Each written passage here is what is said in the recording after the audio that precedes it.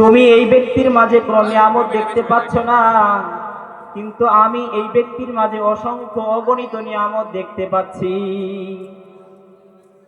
সাহাবায়ে কিরামরা প্রশ্ন করলো, ইয়া আমিরুল মুমিনিন, হে আমাদের সর্দার, এই ব্যক্তির মাঝে আপনি কোন সেই নিয়ামত দেখতে পাচ্ছেন যেই নিয়ামতগুলো আমরা দেখতে পাচ্ছি না?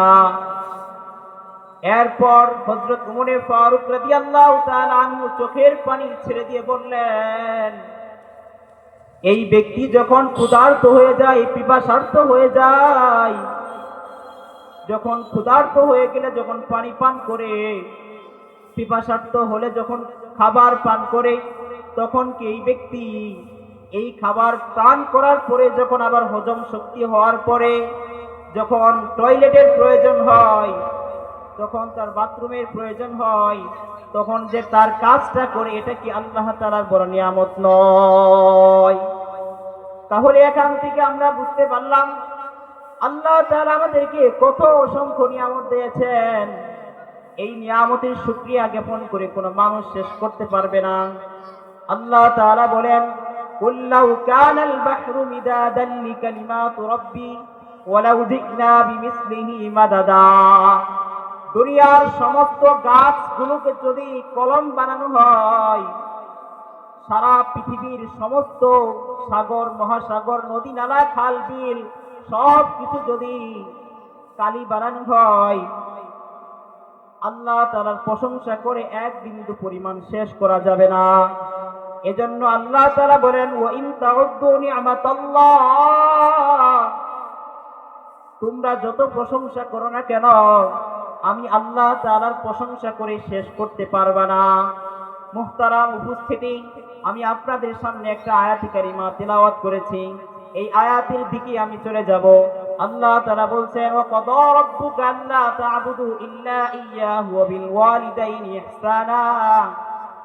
আমি রবের দুইটা ফয়সালা, আমি রবের দুইটা সিদ্ধান্ত। এক নাম্বার সিদ্ধান্ত হচ্ছে তোমরা আমি রব ব্যতীত আর কারো ইবাদত করবে না। দুই নাম্বার সিদ্ধান্ত হচ্ছে ওয়াবিল ওয়ালিদাইনি ইহসানা। দুই নাম্বার সিদ্ধান্ত হচ্ছে তুমি তোমার মাতা পিতার সাথে সৎ এবং সদাচরণ করো, অর্থাৎ তাদের সাথে উত্তম ব্যবহার করো। আল্লাহ তাআলা পরক্ষণে আবার বলেন, ইম্মা ইয়াবলুগান্না ইনদাকাল কিবারা আহাদুহুমা আও কিলাহুমা ফালা তাকুল লাহুমা উফ ওয়া লা তানহারহুমা ওয়া কুল লাহুমা কাওলান কারীমা। আল্লাহ তাআলা বলেন, তোমাদের মধ্যে যখন কেউ যুবক থাকবা, আর এমন অবস্থায় তোমাদের মা বাবা জীবিত থাকা অবস্থায় কেউ যদি মা কিংবা বাবা বৃদ্ধ অবস্থায় হয়ে যায়, তখন তোমাদের করণীয় হচ্ছে তাদেরকে সেবা যত্ন করা এবং তাদের সাথে উত্তম ব্যবহার করা। তোমার আচার আচরণ উচ্চারণ চলাফেরায় উঠা বসায় যেন তোমার মা বাবা উফ শব্দটাও না করে। আল্লাহ তাআলা বলেন, ওয়া কুল লাহুমা কাওলান কারীমা, তাদের সঙ্গে তুমি উত্তম কথা বলো। এখন প্রশ্ন জাগে শেরপুরের মুসলমানদেরকে, আপনারা কি আপনাদের মা বাবার সাথে উত্তম ব্যবহার করেন নাকি অনুত্তম ব্যবহার করেন? মা বাবা কেমন নিয়ামত, মা বাবা যার আছে সে মা বাবার নিয়ামত বুঝতে পারে না। আজকে এই মাহফিলের ভিতরে যারা উপস্থিত আছেন, রাস্তাঘাটে সাইড কর্নারে যারা বসে আছেন, তারা বুঝতে পারেন যার মা নাই, যার বাবা নাই, মা হারানোর ব্যথা কতটা কঠিন তিনি একমাত্র বুঝতে পারেন। যার বাবা নাই সে বাবা হারানোর ব্যথা কত বেশি সেটা তিনি বুঝতে পারেন। এজন্য যার বাবা বেঁচে আছে, যার মা বেঁচে আছে, তাকে আমি করজোর ভাবে হাত ধরে বলবো, তোমার পায়ে হাত রেখে বলবো, যে কোনো ভাবেই হোক তুমি তোমার মা বাবার সেবা যত্ন করে তাদেরকে খুশি করে ফেলো। মা বাবার সেবা যত্ন কেমন করা উচিত, হযরত বাইজিদ বুস্তামি রাহমাতুল্লাহ আলাইহির একটা ঘটনা করে আমি আমার আলোচনা গুছিয়ে ফেলবো। বাইজিদ বুস্তামি রাহমাতুল্লাহ আলাইহি রাতে শুয়ে পড়েছেন, হঠাৎ তার মা তাকে ডাক দিয়েছে, বাইজিদ তুমি ঘরে আছো?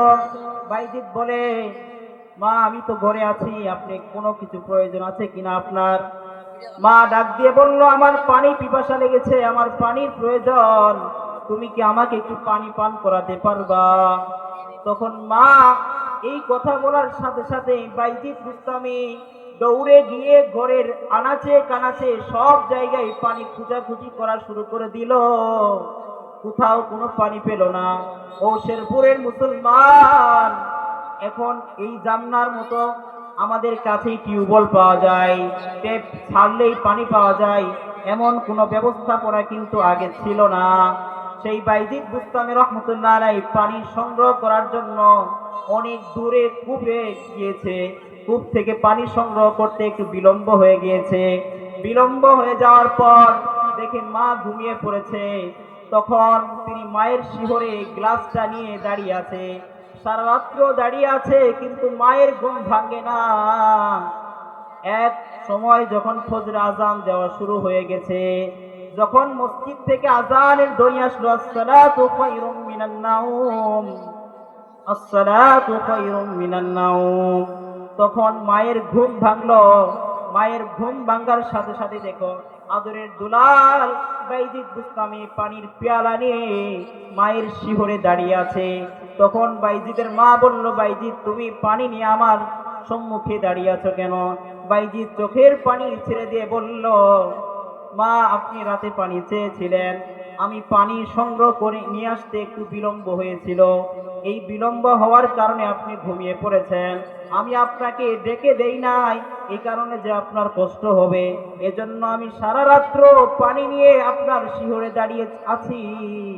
মা এমন কথা শুনে সাথে সাথে দু চোখের পানি জোর জোর করে মাটিতে ফেলে দুই হাত তুলে আল্লাহ তাআলার কাছে দোয়া করলো, আল্লাহ আমার বাইজিদ যেভাবে আমার প্রতি কষ্ট করেছে, আমি আমার বাইজিদের আচার উচ্চারণে সন্তুষ্ট হয়েছি, সুতরাং তুমি রব আমার বাইজিদের প্রতি সন্তুষ্ট হয়ে যাও এবং তাকে একজন আল্লাহর ওলি হিসেবে কবুল আর মঞ্জুর করে নাও।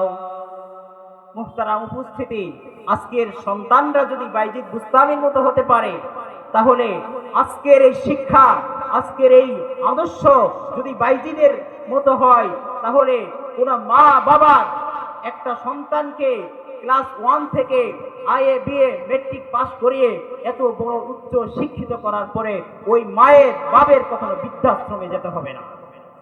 সুতরাং আজকে আমাদেরকে ওই বাইজিদের মতো হতে হবে, আজকে আমাদেরকে আদর্শ সন্তান হিসেবে গড়ে উঠাতে হবে। সর্বশেষ আমি অভিভাবকদেরকে কিছু আওয়াজ করব, আপনি আপনার সন্তানকে আদর্শ সন্তান হিসেবে গড়ে উঠান। আপনি যদি আপনার সন্তানকে আদর্শ হিসেবে গড়ে না উঠান, তাহলে ওই সন্তান টেন্ডারবাজ হবে, চোর হবে, ডাকাত হবে, সন্ত্রাস হবে, এবং কি আপনাকে দাফন কাফনের সময় আপনার পিছনে বিন্দু মাত্র দোয়া করার মতো সক্ষমতাই থাকবে না।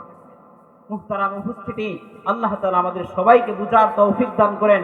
আমরা যারা যুবক আছি, আমাদের পিতামাতার যথাযথভাবে সেবা যত্ন করার তৌফিক দান করুন এবং তাদেরকে সেবা যত্ন করে জান্নাত অর্জন করার তৌফিক দান করেন। এবং আমাদের যারা ছেলে মেয়ে আছে, তাদের সবাইকে আদর্শই শিক্ষায় শিক্ষিত করে তাদেরকে জান্নাতের উঁচু মাকাম দান করার তৌফিক দান করুন। ওয়া আখিরু দাওয়ানা আলহামদুলিল্লাহি রাব্বিল আলামিন।